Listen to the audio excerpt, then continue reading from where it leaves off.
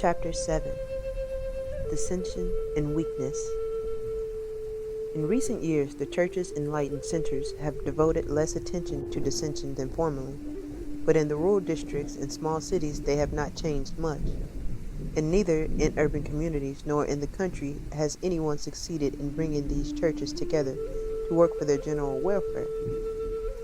Militant sects are still fighting one another, and in addition to this, the members of these sects are contending among themselves. The Spirit of Christ cannot dwell in such a place. Recent experiences show that these dissensions are about as rank as ever. For example, a rural community in which an observer spent 3 weeks a year ago has no church at all. Although 8 or 10 families live there, no church can thrive among them because, with 1 or 2 exceptions, each family represents a different denomination, and the sectarian bias is so pronounced that one will not accept the procedure of the other. Each one loves his fellow man if he thinks as he does, but if his fellow man does not, he hates and shuns him. In another rural community where the same observer recently spent 2 weeks, he found a small and poorly attended Methodist church. Worshipping there one Sunday morning, he counted only 4 persons who lived in the community.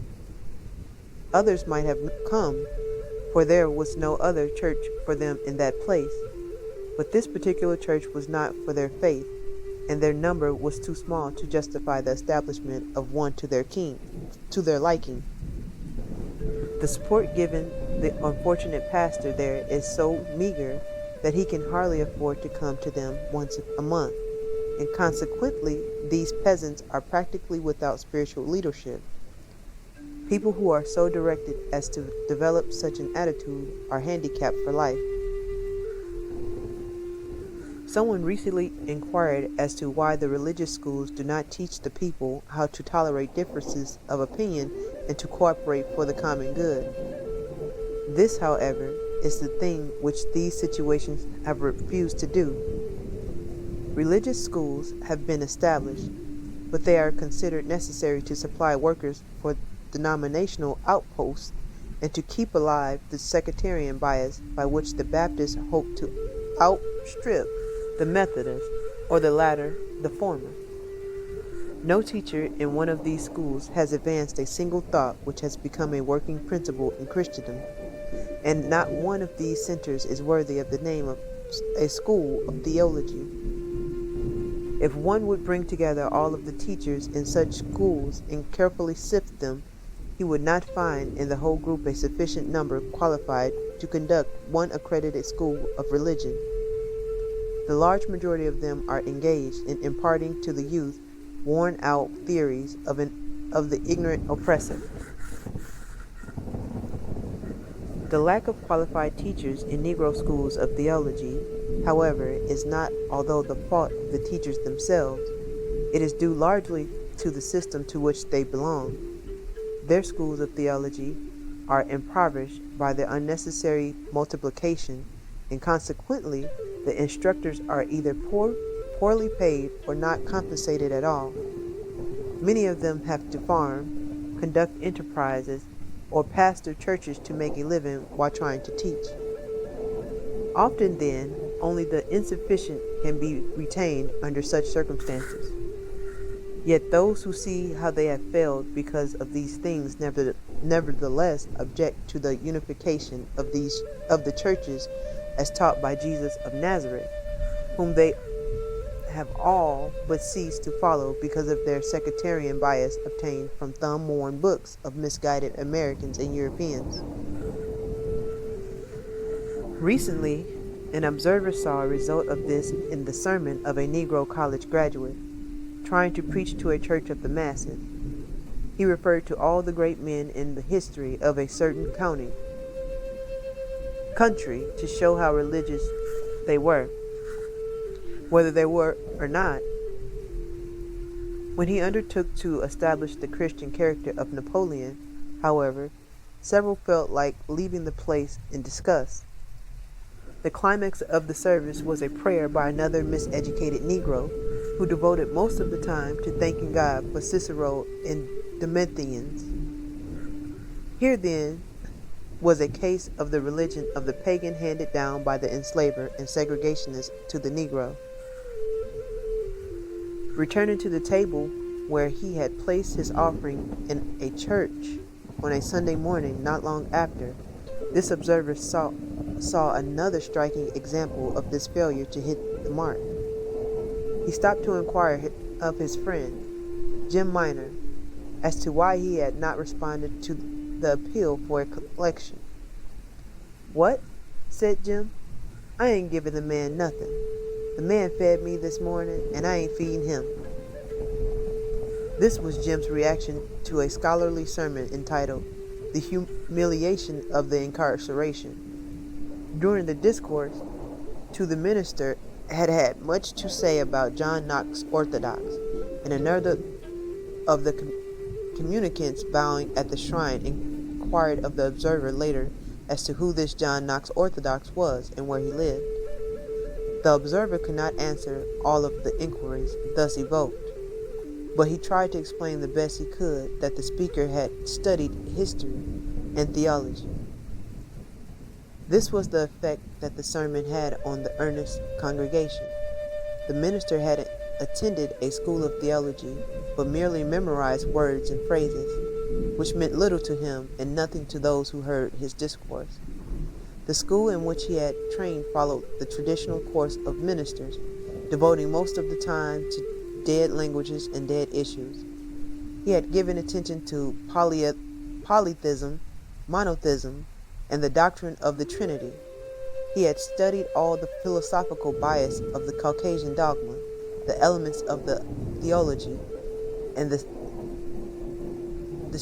schemes by which fanatics made religion a football and multiplied wars only to moisten the soil of Europe with the blood of unoffending men. This minister had given no attention to the religious background of the Negroes to whom he was trying to preach. He knew nothing of their spiritual endowment and their religious experience as influenced by their traditions and environment in which the religion of the Negro has developed and expressed itself. He did not seem to know anything about their present situation. These honest people, therefore, know nothing additional when we had finished his discourse. As one communicant pointed out, their wants had not been supplied, and they wondered where they might go to hear a word which had been bearing upon the life which they had to live. Not long ago, when the author was in Virginia, he inquired about a man who was once popular preaching in the state. In here, they said, he is not preaching now. He went off to school, and when he came back, the people could not understand what he was talking about. Then he began to find fault with the people because they would not come to church. He called them foggy because they did not appreciate his new style of preaching and things he talked about. The church went down to nothing, and he finally left it and took up farming. In a rural community, then, a preacher of this type must fail unless he can organize separately members of the popular Methodist and Baptist churches who go into ritualistic churches or establish certain refined Methodist or Baptist churches catering to the talented tenth. For lack of adequate numbers, however, such churches often fail to develop sufficient force to do very much for themselves or for anybody else. On Sunday morning, then, their pastors have to talk to the benches, while these truncated churches go higher in their atmosphere of self-satisfaction. The mentality undeveloped are left to sink lower because of the lack of contact with the better trained. If the latter exercise a little more judgment, they would be able to influence these people for good by gradually introducing advanced ideas. Because our highly educated people do not do this, large numbers of Negroes drift into churches led by the uneducated ministers who scarcely read and write. These preachers do not know much of what is found in school books and can hardly make use of library in working out a sermon. But they understand the people with whom they deal, and they make such use of the human laboratory that sometimes they become experts in solving vexing problems and meeting social needs. They would be much better preachers if they would have attended a school devoted to the development of the mind rather than to cramming it with extraneous matters which have no bearing on the task which lies before them. Unfortunately, however, very few of such schools of religion now exist.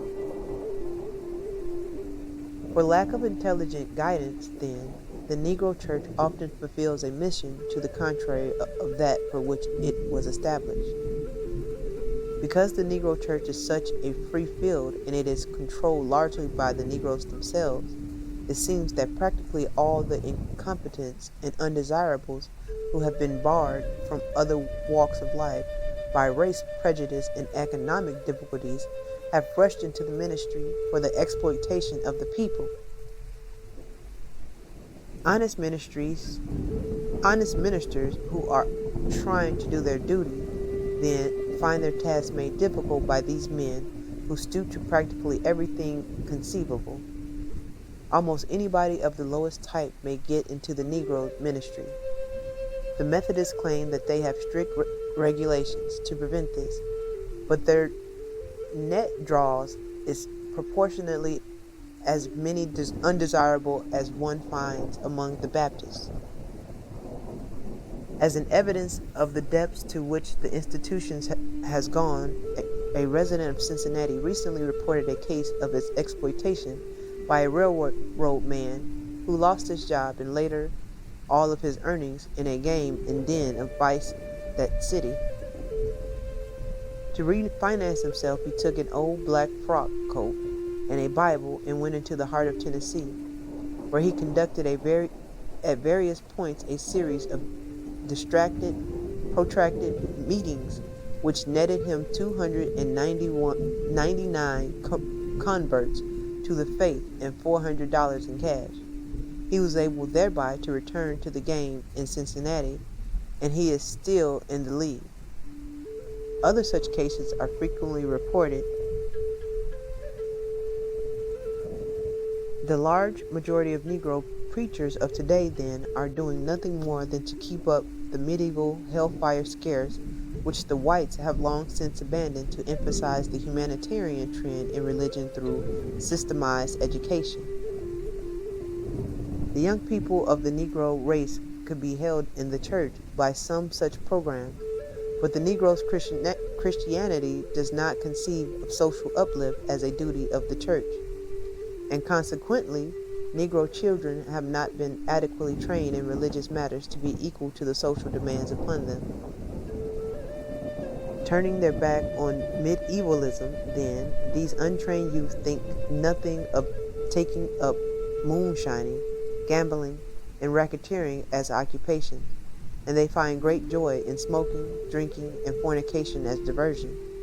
They cannot accept the old ideas, and they do not understand the new.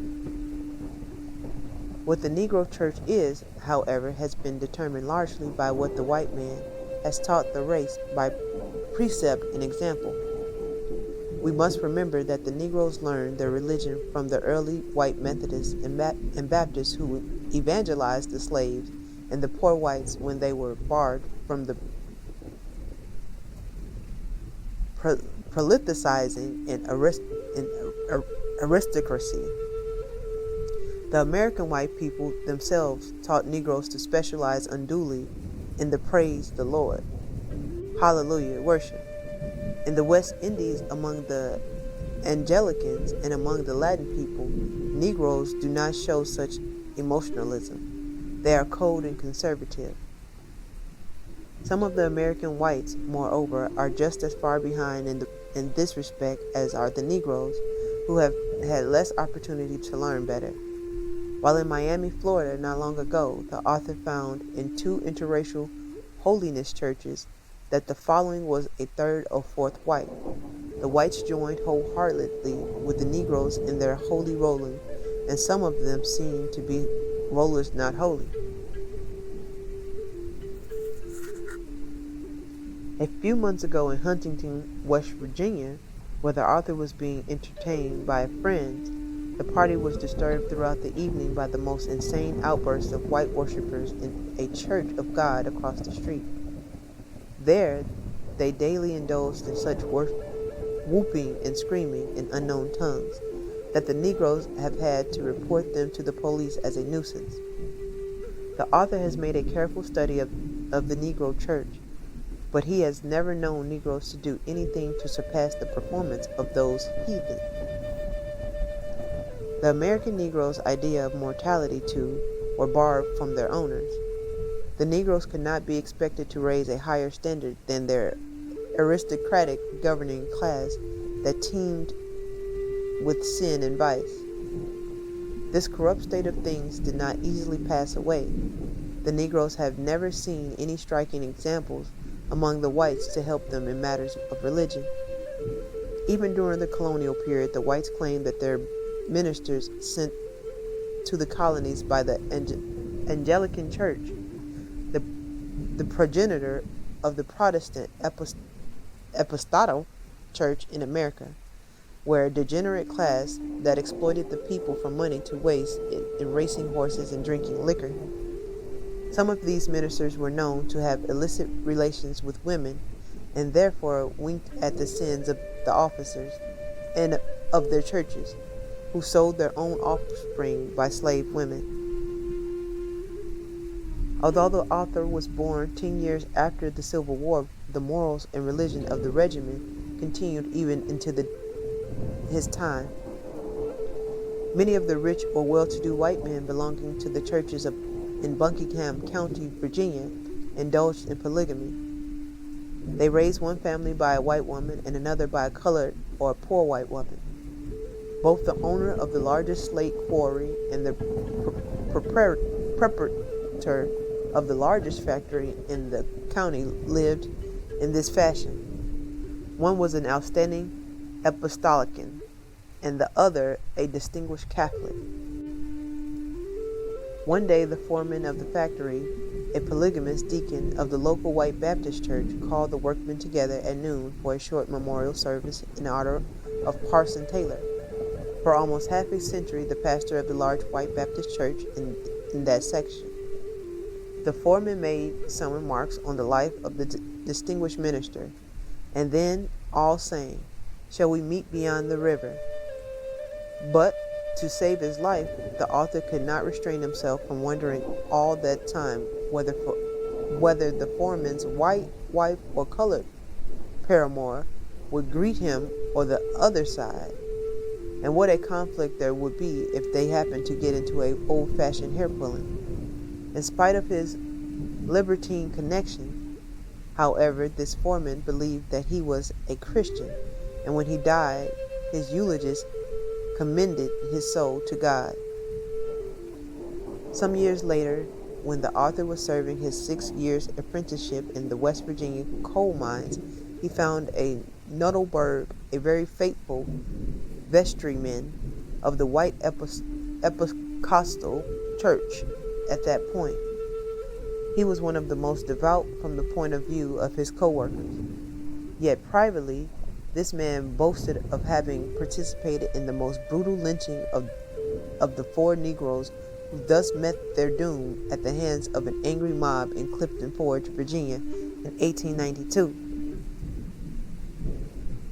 It is very clear that if the Negroes got their conception of religion from slaveholders like libertines and murderers, there may be something wrong about it, and it would not hurt to investigate it. It has been said that the Negroes do not connect morals with religion. The historian would like to know what race or nation does not such a thing. Certainly the whites with whom the Negroes have come into contact have not done so. Chapter 8. Professional Education Discouraged. In the training for professions other than the ministry and teaching, the Negro has not had full sway. Any extensive comment on professional education by the Negro, then must be mainly negative. We have not had sufficient professional schools upon which we can base an estimate of what the Negro educator can do in this sphere. If mistakes have been made in miseducating the Negro professionally, it must be charged not so much to the account of the Negroes themselves as to that of their friends who have performed this task. We are dealing here, then, mainly with information obtained from the study of Negroes who have been professionally trained by whites in their own schools and in mixed institutions. The largest number of Negroes in professions other than the ministry or education are physicians, dentists, pharmacists, lawyers, and actors. The numbers in these and other lines have not adequately increased because of the economic status of the Negroes, and probably because of a false conception of the role of the professional man in the community and its relation to him. The people whom the Negro professional men have volunteered to serve have not always given them sufficient support to develop the standing and solidarity in which make them their position professional and influential. Most whites in contact with Negroes, always the teacher of their brethren in black, both by precept and practice, have treated the professions as aristocratic spheres to which Negroes should not aspire. We have had then a much smaller number than those who under different circumstances would have dared to cross the lines, and those that did so were starved out by the whites who would not treat them as a professional class. This made it impracticable for Negroes to employ them in spheres in which they could not function efficiently. For example, because of a law that a man could not be admitted to the bar in Delaware without practicing a year under some lawyer in the state, and no white lawyer would grant a Negro such as an opportunity until a few years ago, it was only recently that a Negro was admitted there. Negroes then learned from their oppressors to say to their children that there were certain spheres into which they should not go into because they would have no chance therein for development. In a number of places young men were discouraged and frightened away from certain professions by the poor showing made by those trying to function in them.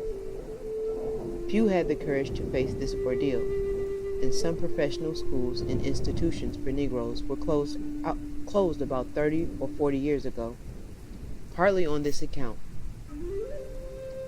This was especially true for the law schools, closed during the wave of legislation against the Negro, at the very time the largest possible number of Negroes needed to know the law for the protection of their civil and political rights. In other words, the thing which the patient needed most to pass the crisis was taken from him, that he might more easily die. This one act, among many others, is an outstanding monument to the stupidity or the malevolence of those in charge of Negro schools, and it serves as a striking demonstration for the miseducation of the race. Almost any observer remembers distinctly the hard trials of the Negro lawyers.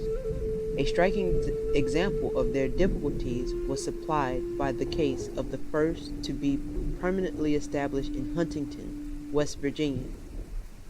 The author had entrusted to him the matter of correcting an error in the transfer of some property purchased from one of the most popular white attorneys in the state. For 6 months, this simple transaction was delayed, and the Negro lawyer could not induce the white attorney to act. The author finally went to the office himself to complain of the delay. The white attorney frankly declared that he had not taken up the matter because he did not care to treat with the Negro attorney, but he would deal with the author, who happened to be at the time the teacher of a Negro school, and was therefore in his place. At one time, the Negroes in medicine and correlated fields were regarded in the same light. They had difficulty in making their own people believe that they could cure a complaint, feel, a tooth or compound a prescription. The whites said that they would not do it, and of course, if the whites said so, it was true, so far as most Negroes were concerned. In those fields, however, actual demonstration to the contrary have convinced a sufficient number of both Negroes and whites that such an attitude towards these classes is false. But there are many Negroes who still follow those early teachings, especially the highly educated, who in school have been given the scientific reasons for it. It is most remarkable process that while in one department of a university, a Negro may be studying for a profession, in another department of the same university, he is being shown how the Negro professional man cannot succeed. Some of the highly educated, then, their practice to those who are often inferior to the Negroes whom they thus pass by. Although there has been an increase in these particular spheres, however, the professions among Negroes, with the exception of teaching and preaching, are still undermanned. In the same way, the Negro was once discouraged and dissuaded from taking up designing, drafting, architecture, engineering, and chemistry. The whites, they were told, will not employ you, and your people cannot provide such opportunities. The thought of pioneering or developing the Negro to the extent that he might figure in this sphere did not dawn on those monitors of the Negroes preparing for their life's work. This tradition is still a heavy load in Negro education, and it forces many Negroes out of spheres in which they might function into those for which they may not have any aptitude. In music, dramatics, and correlated arts, too, the Negro has been unfortunately misled. Because the Negro is gifted as a singer and can render more successfully than others the music of his own people, he has been told that he does not need training. Scores of those who have undertaken to function in this sphere without adequate education, then, have developed only to a certain point beyond which they have not had ability to go. We cannot easily estimate how popular Negro musicians and their music might have become had they been taught to the contrary. Of these, several instances may be cited. An distinguished man talking recently as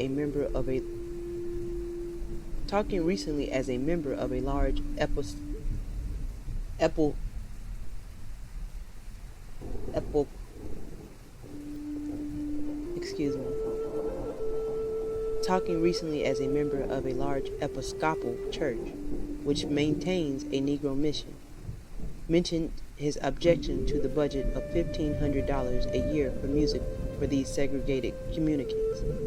Inasmuch as the Negroes were naturally gifted in music, he did not believe that an expensive training or direction was required.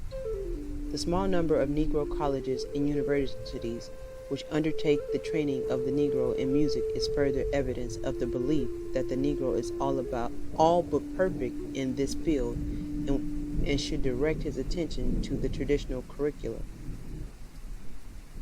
The same misunderstanding with respect to the Negro in dramatics is also evident.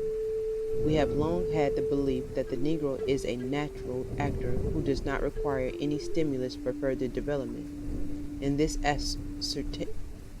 assertion, the idea that because the Negro is good at dancing, joking, minstrelsy, and the like, he is in his place when cutting a shine and does not need to be trained to function in the higher sphere of dramatics.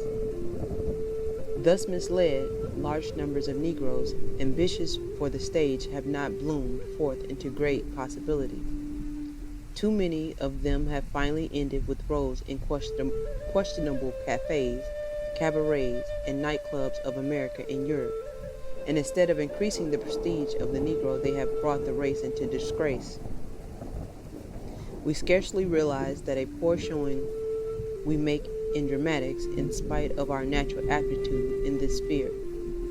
Only about a half dozen Negro actors have achieved greatness, but we have more actors and showmen than any other professionals except teachers and ministers. Where are these thousands of men and women in the historic sphere? What do we hear of them?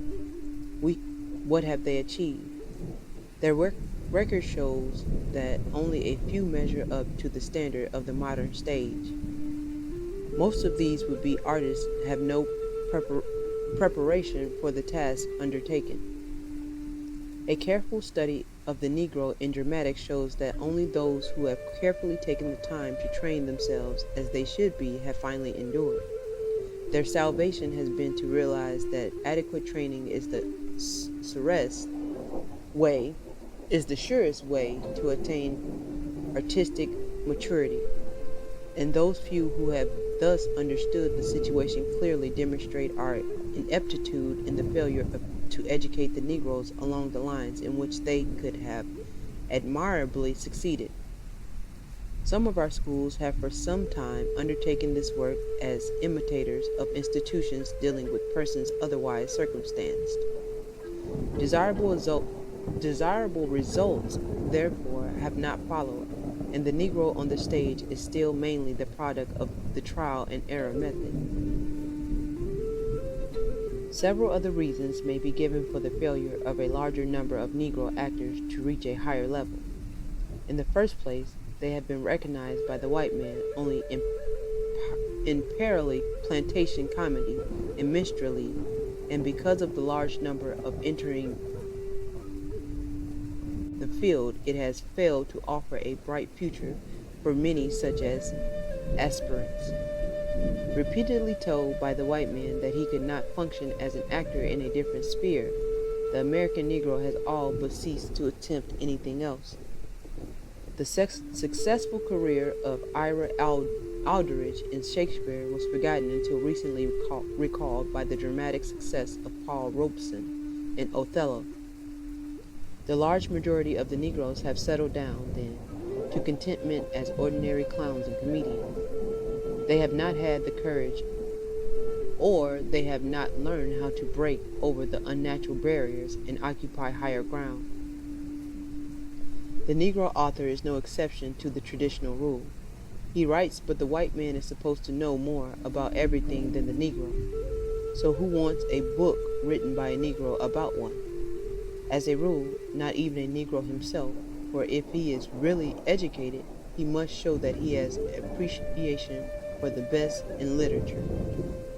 The Negro author, then, can neither find a publisher nor a reader, and his story remains untold. The Negro editors and reporters were once treated the same way, but thanks to the uneducated printers who founded most of our newspapers which have succeeded, these men of vision have made it possible for the educated Negroes to make a living in this sphere, in proportion as they recover from their education and learn to deal with the Negro as he is and where he is. Political education neglected. Some time ago, when Congressman Oscar DePriest was distributing by thousands copies of the Constitution of the United States, certain wiseacres were disposed to make fun of it. What purpose would such an act serve? These critics, however, probably did not know that thousands and thousands of Negro children in this country are not permitted to use school books in which are printed the Declaration of Independence or the Constitution of the United States. Thomas Jefferson and James Madison are mentioned in their history as figures in politics rather than as expounders of liberty and freedom. These youths are not permitted to learn that Jefferson believed that government should derive its power from the consent of the governed. Not long ago, a measure was introduced in a certain state legislature to have the Constitution of the United States thus printed in school histories. But when the bill was about to pass, it was killed by someone who made the point that it would never do to have Negroes study the Constitution of the United States. If the Negroes were granted the opportunity to peruse this document, they might learn to contend for the rights therein guaranteed. And no Negro teacher who gives attention to such matters of the government is tolerated in those backward districts. The teaching of government, or the lack of such instruction, then, must be made to conform to the policy of keeping the Negro in his place. In like manner, the teaching of history in the Negro area has had its political significance. Starting out after the Civil War, the opponents of freedom and social justice decided to work out a program which would enslave the Negro's mind inasmuch as the freedom of body had to be conceded. It was well understood that if by the teaching of history the white man could be further assured of his superiority, and the Negro could be made to feel that he had always been a failure, and that the subjection of his will to some other race is necessary, the freedman then would still be a slave. If you can control a man's thinking, you do not have to worry about his action. When you determine what a man shall think, you do not have to concern yourself about what he will do. If you make a man feel that he is inferior, you do not have to compel him to accept an inferior status, for he will seek it himself. If you make a man think that he is justly an outcast, you do not have to order him to the back door. He will go without being told, and if there is no such back door, his very nature will demand one. This program, so popular immediately after the Civil War, was not new, but after this upheaval, its execution received a new stimulus. Histories written elsewhere for the former slave area were discarded, and new treatments of local and national history in conformity with the recrudescent propaganda were produced to give whites and blacks the biased point of view of the development of the nation and the relations of the races. Special treatments of the Reconstruction period were produced in apparently scientific form by propagandists who went into the first graduate school of the East to learn modern historiography,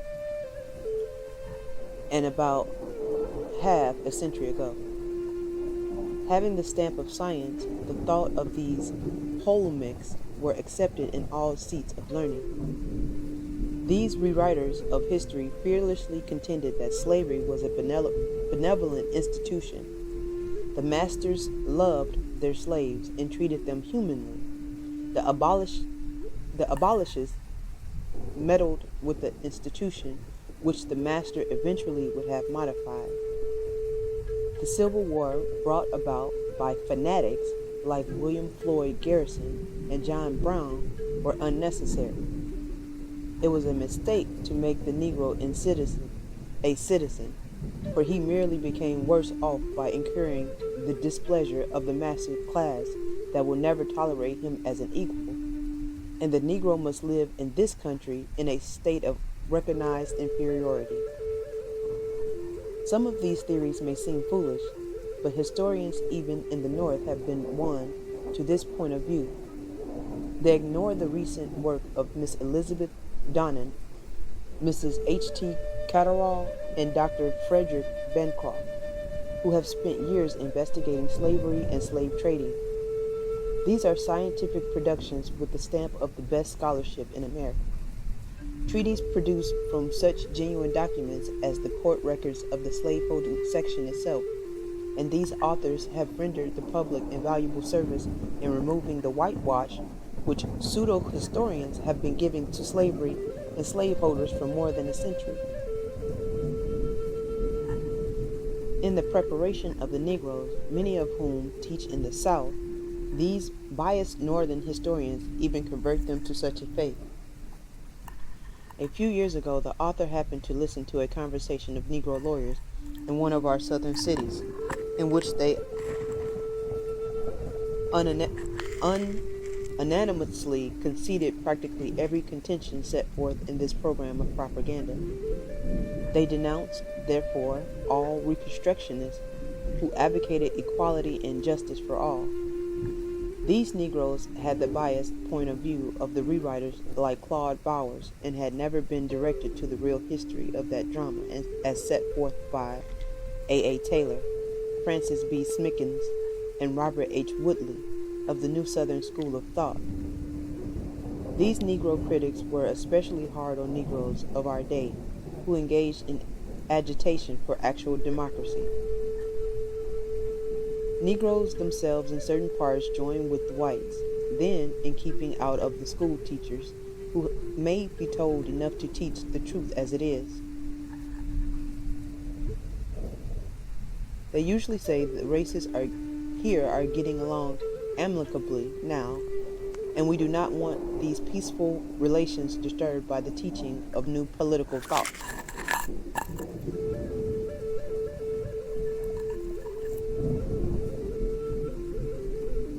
What they mean to say with respect to the peaceful relation of the races, then, is that the Negroes have been terrorized to the extent that they are afraid even to discuss political matters publicly.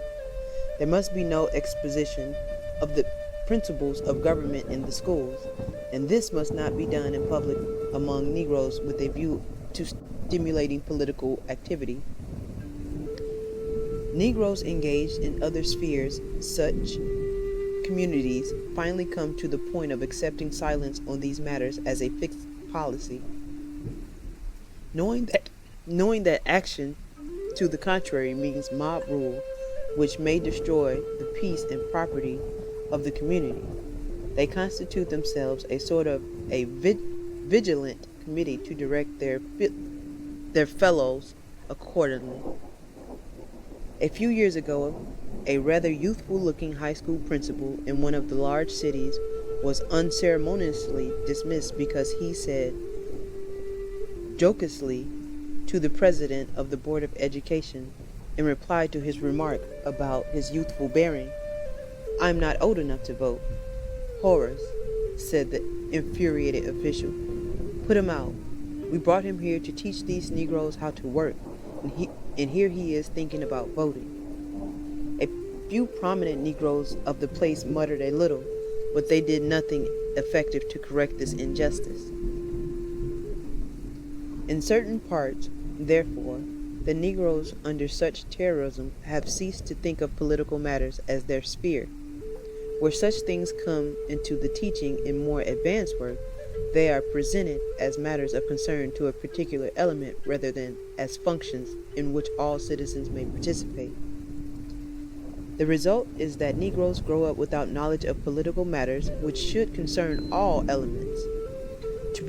To prevent the Negroes from learning too much about these things, the whites in the schools are sometimes neglected also, but the latter have the opportunity to learn by contact, close observation, and actual participation in the affairs of government. Negroes in certain parts, then, have all but abandoned voting, even at points where it might be allowed. In some cases, not as many as 2,000 Negroes vote in a whole state.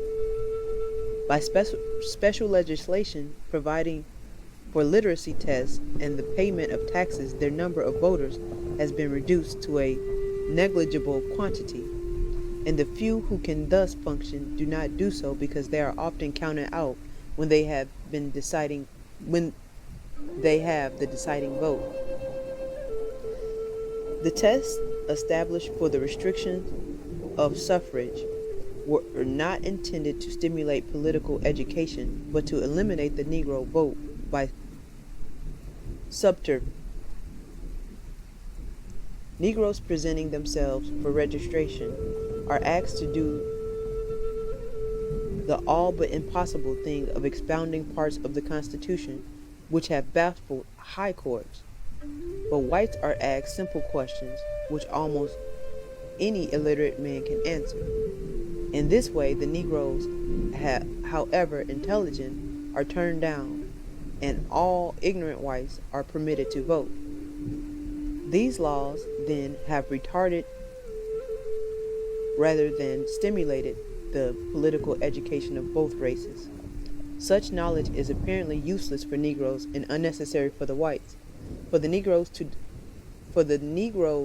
do not immediately profit by having it, and the whites may function as citizens without it. The effect of such a one-sided system is decidedly bad. One does not realize it until he talks with the men and women of these districts, who, because of the denial of these privileges, have lost interest in political matters. A book agent working in the plantation area of Mississippi tested the knowledge of Negroes of these matters by asking them questions about the local and state government. He discovered that they knew practically nothing in this sphere. It was difficult to find anyone who knew who was President of the United States. One meets teachers, physicians, and ministers who do not know the ordinary operations of courts, the functions of the counsel, jury, or judge, unless such knowledge has come by the bitter experience of having been imposed upon by some tribunal of injustice. Some of the educated Negroes do not pay attention to such important matters as the assessment of property and the collection of taxes, and they do not inform themselves as to how these things are worked out. An influential Negro in the South, then, is one who has nothing to do or say about politics and advises others to follow the same course. The elimination of the Negro from politics, then, has been most unfortunate.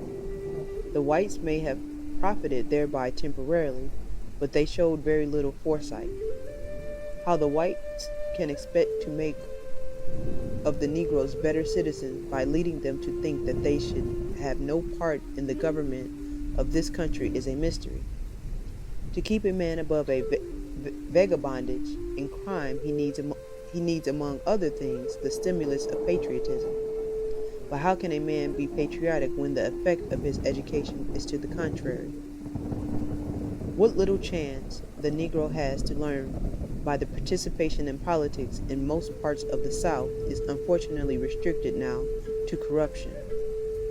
The usual stir about electing delegates to the National Republican Convention from the Southern states and the customary combat the Negroes have with lily white corruptionists are about all the political matters which claim their attention in the lower South.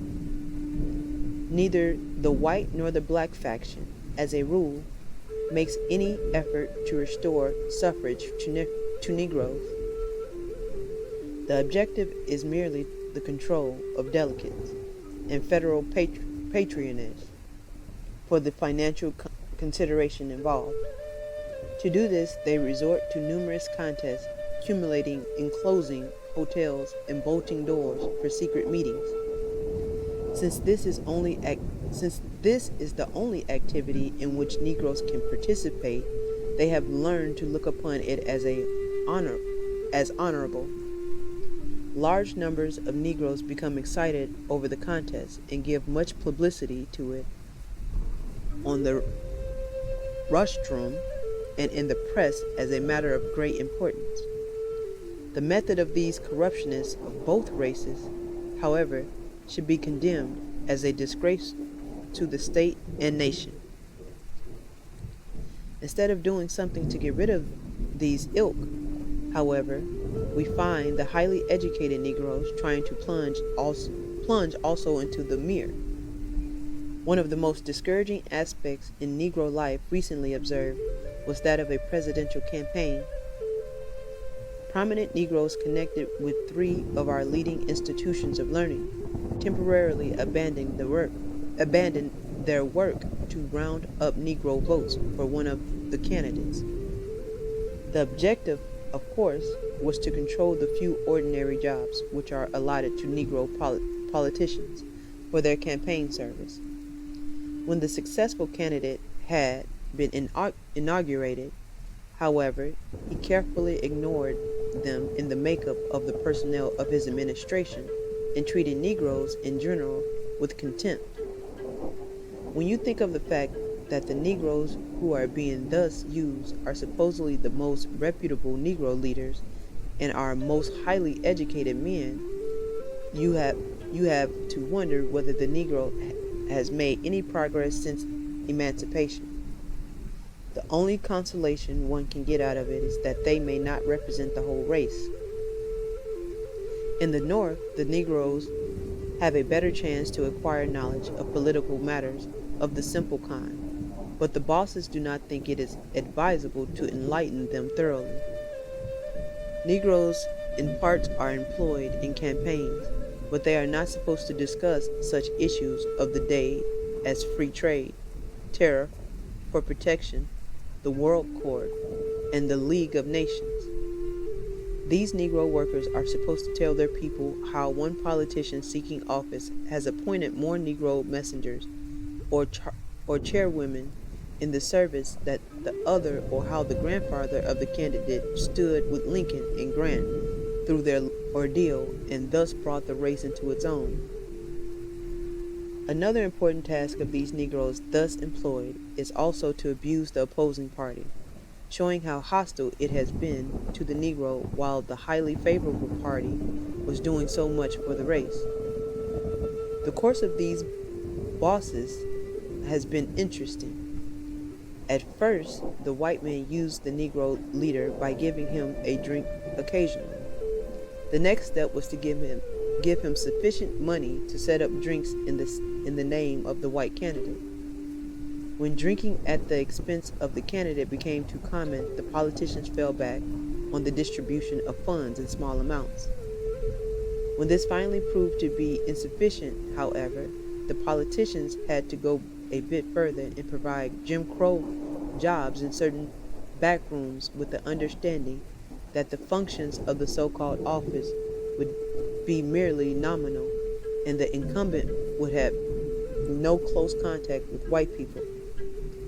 In this stage, the Negroes find themselves today.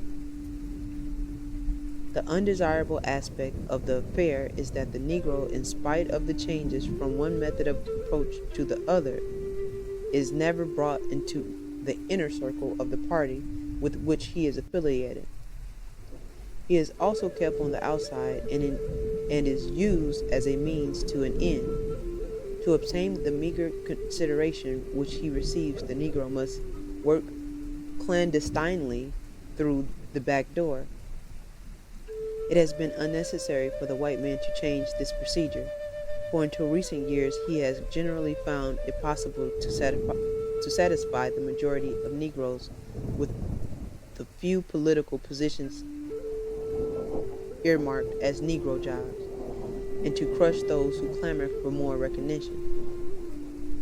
It is unfortunate, too, that such a large number of Negroes do not know any better than to stake their whole fortune on politics. History does not show that any race, especially a minority group, has ever solved an important problem by relying together on one thing, certainly not by parking its political strength on one side of the fence because of empty promises. There are Negroes who know better, but such thinkers are kept in the background by the traducers of the race to prevent the enlightenment of the masses. The misleading politicians are the only persons through whom the traducers act with respect of the Negro, and there are always a sufficient number of mentally undeveloped voters who will supply them a large following. Even the few Negroes who are elected to office are often similarly uninformed and show a lack of vision. They have given little attention to the weighty problems of the nation, and in the legislative bodies to which they are elected, they restrict themselves as a rule of matters of special concern to the Negroes themselves, such as lynching, segregation, and disenfranchisement, which they have well learned by experience. This indicates a step backwards for the Negroes who sat in Congress and in the state legislature during the Reconstruction, worked for the enactment of measures of concern to all elements of the population, regardless of color. Historians have not yet forgot what those Negro statesmen did in advocating public education, internal improvements, labor arbitration, the tariff, and the merchant marine. The loss of vision. History shows, then, that as a result of these unusual forces in the education of the Negro, he easily learns to follow the line of least resistance rather than the battle against odds for what real history has shown to be the right course.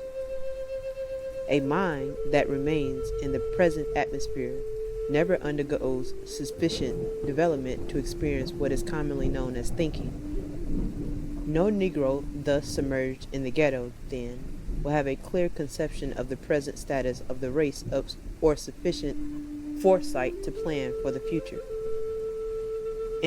And he drifts so far toward compromise that he loses moral courage. The education of the Negro, then, becomes a perfect device for control from without.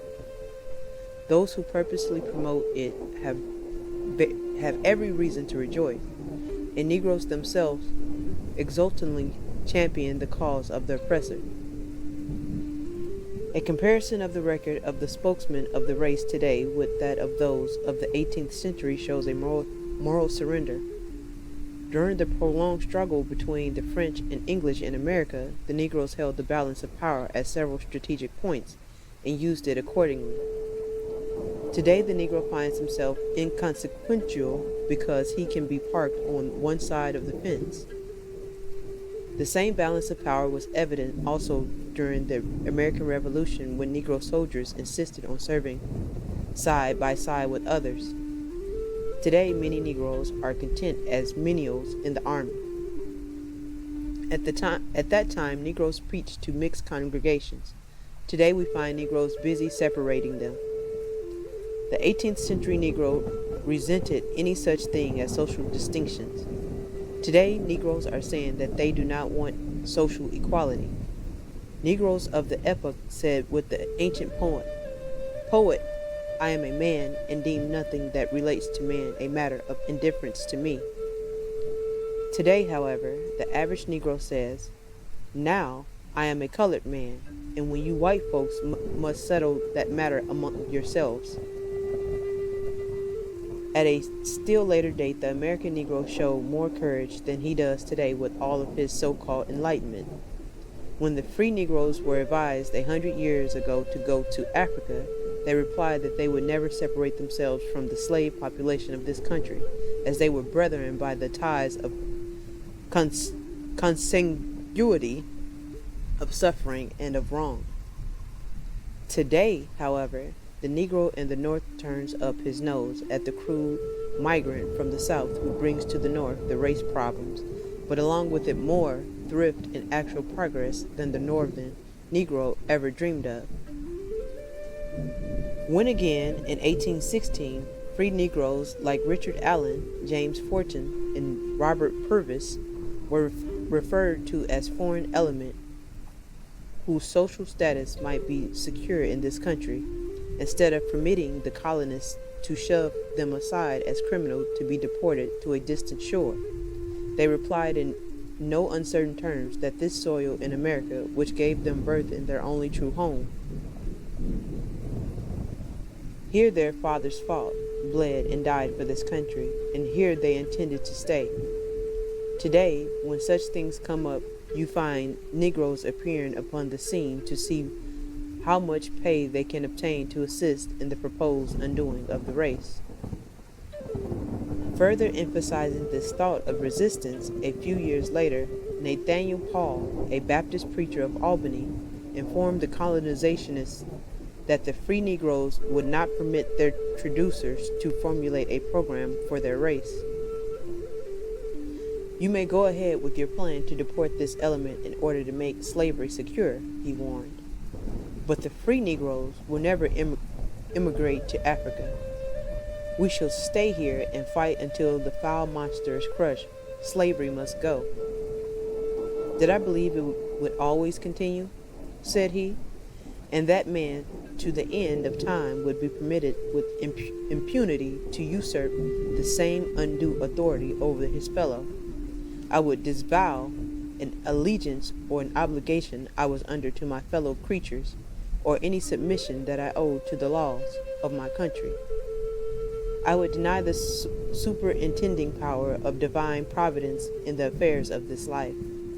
I would ridicule the religion of the Savior of the world, and treat as the worst of men the ministers of the everlasting gospel. I would consider my Bible as a book of false and delusive fables, and commit it to the flames. Nay, I would still go further. I would at once confess myself an atheist and deny the existence of a holy God. And these Negroes of a century ago stood their ground and fought the pro-slavery deportationists to a standstill. For with this, the exception of a few pioneers, the immigrants to Liberia were largely slaves manumitted on the condition that they would settle in Africa. These freedmen, then, could have no ideals but those of the slave-holding section from which they were sent. They established, therefore, a slavocracy in Liberia. If Liberia has failed, then, it is no evidence of the failure of the Negro in government. It is merely evidence of the failure of slavery.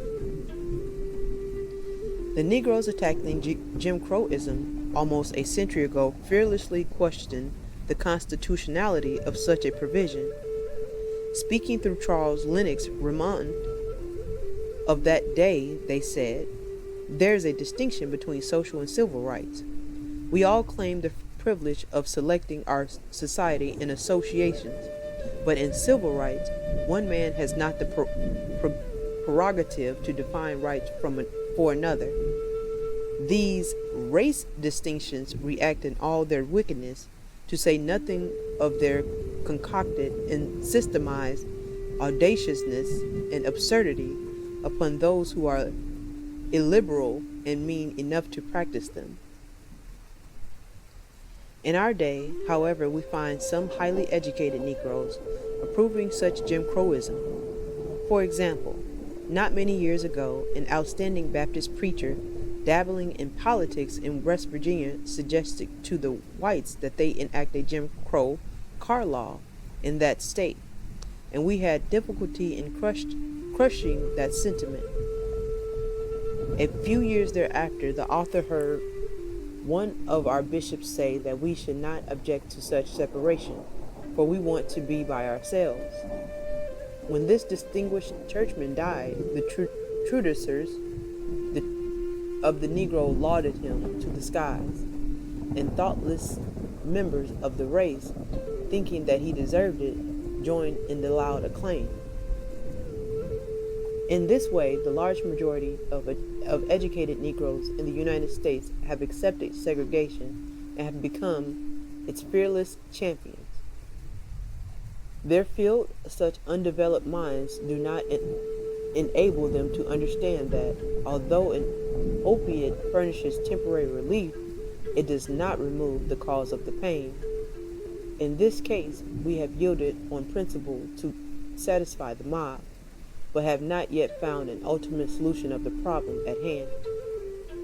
In our own so-called democracy, we are accustomed to give the majority what they want rather than educate them to understand what is best for them. We do not show the Negro how to overcome segregation, but we teach him how to accept it as a final and just. Numerous results from this policy may be cited. The white laboring man refuses to work with Negroes because of the false tradition that the Negro is an inferior, and at the same time the Negro for the same reason becomes content with menial service and drudgery. The politician excludes the Negro from the councils of his party and from the government because he has been taught that such is necessary to maintain the supremacy of his race. The Negro, trained in the same school of thought, accepts this as final and contends for such meager consideration as the bosses may begrudgingly grant him. An irate resident in an exclusive district protests against an invasion by Negroes because he has learned that these poverty-stricken people are carriers of disease and agents of crime. The Negroes, believing that such is the truth, remain content in the ghetto. The irrational parent forces the separation of the races in some schools because his child must occupy a seat next to a pupil of tainted African blood. The educated Negro accepts this as inevitable and welcomes the makeshift for his people. Children of Negroes are excluded from the playgrounds because of the assertion that they will contaminate those of the whites. The Negroes, yielding, settle down to a policy of having their children grow up in a neglected fashion in the most undesirable part of the city. The Negro is forced to ride in a Jim Crow car to stamp upon him more easily the badge of his inferiority. The educated Negro accepts it as a settled and abandons the fight against this social prescription. And thus goes segregation, which is the most far-reaching development in the history of the Negro since the enslavement of the race. In fact, it is a sequel of slavery. It has been made possible by our system of miseducated, innocent people who did not know what was happening. It is so subtle that men have participated in promoting it without knowing what they were doing. There are few defenders of segregation who are doubtless sincere. Although nominally free, they have never been sufficiently enlightened to see the matter other than as slaves. One can cite cases of Negroes who opposed emancipation and denounced the abolitionists. A few who became free re-enslaved themselves. A still larger number made no effort to become free because they did not want to disconnect themselves from their masters, and their kind still object to full freedom. Ever since the Civil War, when Negroes were first given a chance to participate in the management of their affairs, they have been inconsistent and compromising. They have tried to gain one thing on one day by insisting on equality for all, while at the same time endeavoring to gain another point the next day by segregation. At one moment, Negroes fight for the principle of democracy, and at the very next moment, they barter in a way for some temporary advantage. You cannot have a thing and dispose of it at the same time.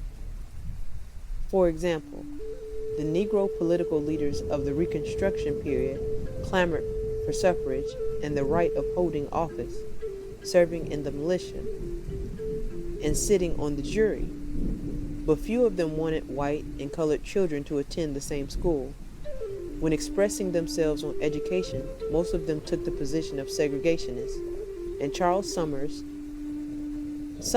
in his fight for civil rights of the Negro, had to eliminate mixed schools from his program not only because many whites objected, but also because the Negroes themselves did not seem to want them. All of these leaders might not have been looking for jobs in those days, but as nominal freemen who were still slaves, they did not feel comfortable in the presence of their former masters. These timorous men were very much like some Negroes who were employed near the author's home in Virginia by a northern farmer who had moved in the state after the Civil War. When breakfast time came the first morning, he called them in to eat at the table with his family. These actual slaves, however, immediately lost their appetite. One finally called the employer aside and settled the matter in another way. He said, "Now, boss, you ain't used to these rules of this country. We just can't sit at the table with white folks. We've been used to eating a cake or bread out yonder between the plow handles. Let us go out there." The system, therefore, was extended from one thing to another, until the Negroes today find themselves hedged in by the color bar almost every way they turn, and set off by themselves. The Negroes cannot learn from the example of others with whom they might come into contact. In the ghetto, too, they are not permitted to construct and carry out a program of their own. These segregating institutions interfere with the development of self-help among Negroes. For often Negroes fail to raise money to establish institutions which they might control, but they readily contribute large sums for institutions which segregate persons of African blood. Denied participation in the higher things of life, the educated Negro himself joins too with ill-designing persons to handicap his people by systemized exploitation. Feeling that the cause of the Negro is hopeless, the educated Negro decides upon the course of personally profiting by whatever he can do as using these people as a means to an end. He grins in their face while extracting money from them. Hut his heart shows no fond attachment to their despised cause. With a little larger income than they receive, he can make himself somewhat comfortable in the ghetto, and he forgets those who have no way of escape. Some of this educated class join with unprincipled real estate men in keeping Negroes out of desirable parts of the city and confining them to unsanitary sections.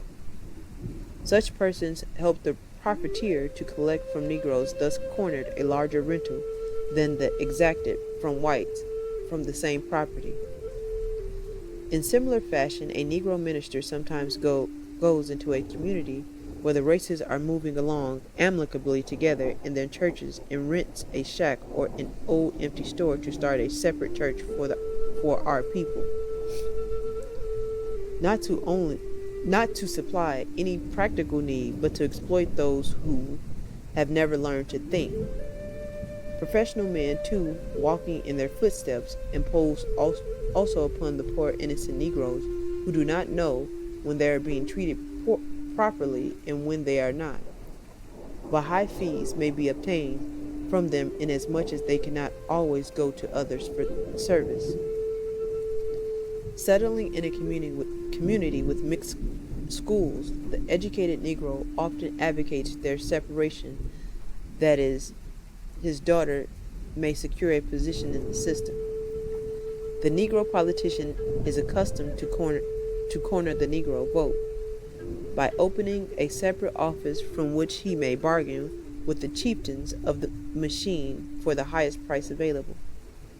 When paid off by some position, which is not very lofty, this office holder accepts such employment with the understanding that he will be set off by himself as if he were destructive of the rest of mankind.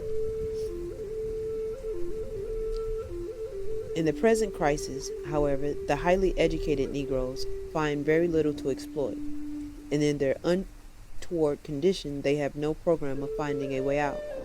They see numerous instances of Negroes losing their jobs in white establishments. In fact, these things occur daily. Janitors who have been given satisfaction are abruptly told that they will no longer be needed. Negro waiters in hotels are being informed that their place will go to the white workers. Negro truck drivers are ordered to step down and let the needy of the other race go up. We hear so much of this that we wonder what the outcome will be. In this readjustment, of course, when there are fewer opportunities left for those who cannot or do not have the opportunity to operate machines, the Negroes will naturally be turned out of their positions by their employers who think first of their own race. In the ultimate passing of the Depression, however, Negroes will not be much better off when some of the whites now displacing them will rise to higher levels. In the economic order of tomorrow, there will be a little use for the factotum or scullion. Man will not need such personal attention when he can buy a machine to serve him more efficiently. The menial Negroes, the aggregate of parasites whom the highly educated Negro has exploited, will not be needed on tomorrow. What then will become of our highly educated Negroes who have no initiative? We have appealed to the talented tenth for a remedy, but they have nothing to offer. Their minds have never functioned in this all-important sphere. The educated Negro shows no evidence of vision. He should see a new picture. The Negroes are facing the alternative of rising in the sphere of production to supply their promotion of the manufacturers and merchants, or of going down to the graves of paupers. The Negro must now do for himself or die out of the world, die out as the world undergoes readjustment. If the whites are to continue for some time in doing drudgery to the exclusion of Negroes, the latter must find another way out. Nothing forces this upon one more dramatically than when he learns that white women in Montgomery, Alabama, are coming to the back door of Negro homes asking for their washing. If the whites have reached this extremity, and they must be taken care of first, what will be left of the Negroes? At this moment, then, the Negroes must begin to do the very thing which they have been taught that they cannot do. They still have some money, and they have needs to supply. They must begin immediately to pool their earnings and organize industries to participate in supplying social and economic demands. If the Negroes are to remain forever removed from the producing atmosphere, and the present discrimination continues, there will be nothing left for them to do. There is no reason for lack of confidence because of the recent failure of Negro enterprises, although the highly educated Negroes assert the contrary. This lack of confidence is the cause of the failure of these enterprises. If the Negroes had manifested enough confidence in them and had properly supported them, they would have been strong enough to stand the test in the crisis. Negro banks, as a rule, have failed because the people taught that their own pioneers in business cannot function in this sphere, withdrew their deposits. An individual cannot live after you exact the blood from them in his veins. The strongest bank in the United States will last only so long as the people will have sufficient confidence in it to keep their money there. In fact, the confidence of the people is worth more than money.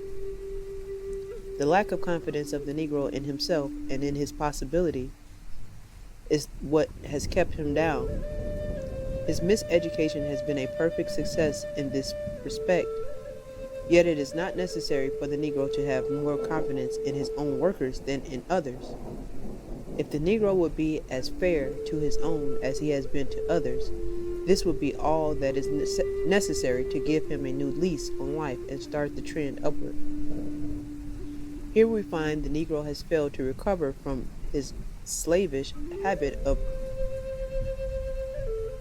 berating his own and worshiping others as perfect beings. No progress has been made in this respect because the more education the Negro gets, the worse off he is. He has just had so much longer to learn to decry and despise himself. The race looking to this educated class for a solution of its problem does not find any remedy, and on the contrary, sees itself further and further away from the things of which it has aspired. By forgetting the schoolroom for the time being and relying upon an awakening of the masses through adult education, we can do much to give the Negro a new point of view with respect to economic enterprise and group cooperation. The average Negro has not been sufficiently miseducated to become hopeless. Our minds must become sufficiently developed to use segregation to kill segregation, and thus bring to pass the ancient and yet modern prophecy, "The wrath of man shall praise thee." If the Negro in the ghetto must eternally be fed by the hands that pushes him into the ghetto, he will never become strong enough to get out of the ghetto. This assumption of Negro leadership in the ghetto, then, must not be confined to matters of religion, education, and social uplift. It must deal with such fundamental forces in life as make these things possible. If the Negro area, however, is to continue as a direct supported wholly from without, the inept dwellers therein will merit and will receive only the contempt of those who may occasionally catch glimpses of them in their plight. As Frederick Douglass said in 1852, it is vain that we talk of being men, if we do not the work of men. We must become valuable to society in other departments of industry than those servile ones from which we are rapidly being excluded. We must show that we can do as well as they. When we build as well as live in, when we can build as well and live in houses, we can make as well and wear shoes. When we can produce as well and consume wheat, corn, and rye, then we shall become valuable to society. Society continued. Douglass is a hard-hearted affair. With it, the helpless may expect no higher dignity than that of paupers. The individual must lay society under obligations to him, or society will honor him only as a stranger and sojourner. The need for service rather than leadership. In this untoward situation, the Negro finds himself at the close of the third generation from emancipation. He has been educated in the sense that persons directed a certain way are more easily controlled, or as Ovid remarked, in time the bull is brought to bear the yoke. The Negro in this state continues as a child. He is restricted in his sphere to small things, and with these he becomes satisfied. His ambition does not rise any higher than to plunge into the competition with his fellows for these trifles. At the same time, those who have given the race such false ideals are busy in the higher spheres from which Negroes, by their miseducation and racial guidance, have been disbarred. Examples of this failure of the miseducated Negro to have high ideals may be cited. The author has known numerous cases of Negro lawyers, physicians, and businessmen who, while attending local Sunday schools, churches, and lodges, have fallen out about trifles like a resolution or the chairmanship of a committee, which so embittered them as to make themselves enemies for life and stumbling blocks preventing any such thing as organization or community cooperation. It is a common occurrence to see a Negro well situated as a minister or teacher aspiring to a political appointment which temporarily pays little more than what he is receiving and offers no distinction except that of being earmarked as a Jim Crow job set aside for some Negroes who have served well the purposes of the bosses as a ward healer in campaign. Negroes who have begun promising business enterprises sometimes abandon them temporarily for the same sort of empty honor. In this way, they have been known to hamper their business by incurring the displeasure of ambitious politicians who might otherwise patronize them. Negroes of this point of view have developed in that part of the country where it is thought that the most distinguished persons in the community are those who hold and exploit the local offices of those who are further honored with positions in the state and nation. While this may apply in the case of their oppressors, the few positions allotted the Negroes are magnified beyond all reasonable bounds. This comes as a natural result, however, for the education of the Negro requires it. The ambitious, miseducated Negro, in the struggle for the little things allotted by others, prevents any achievement of the people in matters more constructive. Potentially, the colored people are strong, although they are actually weak. This much ado about nothing renders impossible impossible cooperation. The most essential thing in the development of people. The ambitions of this class do more to keep the race in a state of turmoil and to prevent it from serious community effort than all the other elements combined. The one has a job that the other wants, or the one is a leader of a successful faction, and the other is struggling to supplant him. Everything in the community then must yield ground to this puerile contest. In one city of a few thousand Negroes, there is no chance for community cooperation because of the antagonism of the Methodist and Baptist preachers in charge of the two largest churches. The one is determined to dictate the appointment of the teaching corps and the social welfare workers. The other is persistently struggling to undo everything accomplished by his opponent. The one is up today and the other is ascendancy tomorrow. Several efforts have been made to start business enterprises there, but none has succeeded because one faction tears down what the other builds up. In another city, the cleavage is along political lines.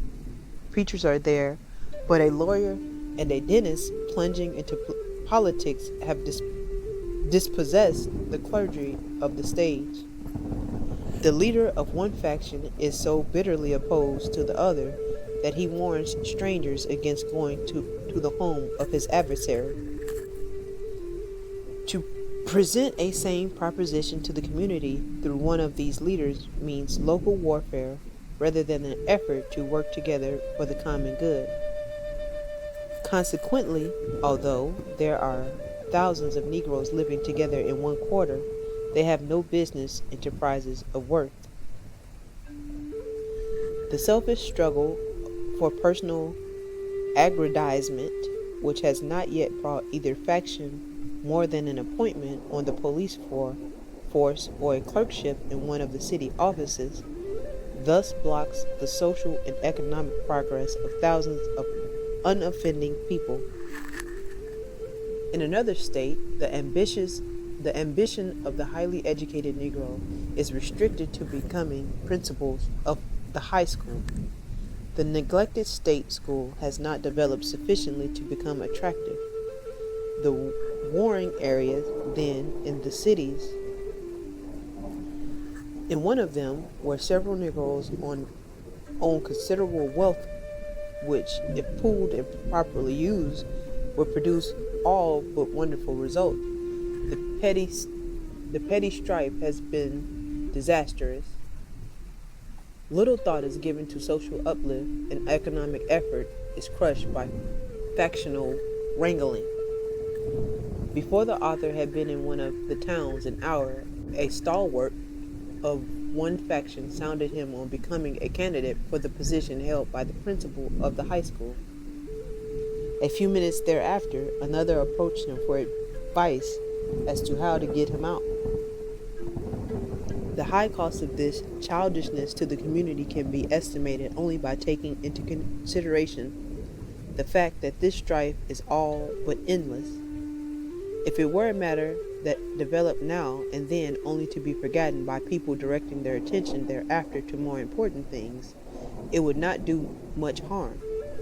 But this confusion continues for years. Sometimes it grips a community or a whole generation, vitiating the entire life of the people. In spite of the meager rewards, however, the idea of leadership looms high in the Negro mind. It always develops thus among oppressed people. The oppressor must have some dealing with the despised group, and rather than have contact with individuals, he approaches the masses through his own spokesman. The term itself connotes a backward condition. In its strides upward, a race shuffles off its leaders because they originate outside of the group. They constitute a load that sinks the oppressed in the mere of trials and tribulations. Leadership is usually superimposed for the purpose of directing the course of the ostracized group along sane lines. This was accomplished during the days of slavery by restricting the assembly of Negroes to certain times and places and compelling them to meet in the presence of stipulated number of the wisest and discreetest men of the community. These supervisors of the conduct of Negroes would prevent them from learning the truth, which might make them unruly or ambitious to become free.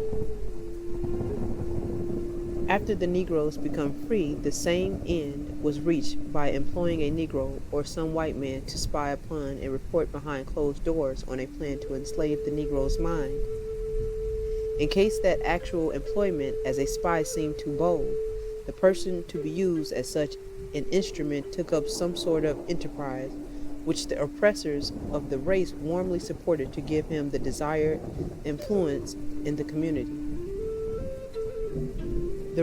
This racial racketeer might be a politician, minister, teacher, director of a community center, or a head of a social uplift agency. As long as he did certain things and expressed the popular opinion on questions, he lacked nothing, and those who followed him found their way apparently better paid as the years went by. His leadership then was recognized, and the ultimate undoing of the Negroes in the community was assured. Such leadership, too, has continued into our day and goes from bad to worse. The very service which this racial today render hardens him to the extent that he loses his soul. He becomes equal to any task the oppressor may impose upon him. And at the same time he becomes artful enough to press his case convincingly before the thoughtless multitude. That is right. What is right is sacrificed because everything that is right is not expedient, and what is expedient soon becomes unnecessary. Recently, a citizen observing how we have been thus betrayed suggested that there be called a national meeting to take steps for a program of development of the race from within under a new leadership. Such a movement can be made to mean something, and then it can be degenerate into an assembly of abuse and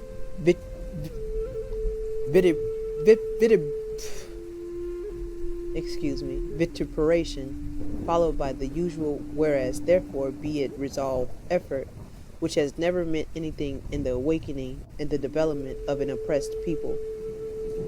The Negroes, however, will not advance far if they continue to waste their energy abusing those who misdirect and exploit them. The exploiters of the race are not so much as at fault as the race itself. If Negroes persist in permitting themselves to be handled in this fashion, they will always find someone at hand to impose upon them. The matter is one which rests largely with the Negroes themselves. The race will free itself from exploiters just as soon as it decides to do so. No one else can accomplish this task for the race. It must plan and do for itself. Checking up on what they do, Negroes often find themselves giving money and moral support to various persons and institutions which influence the course of the race in the wrong way. They do not often ask themselves whether the support thus given will redound in the long run to the good of the people with whom they are identified. They do not require whether the assistance thus given offers temporary relief but eventually results in irreparable loss. So many Negroes often do themselves harm when they actually believe that they are doing good. Under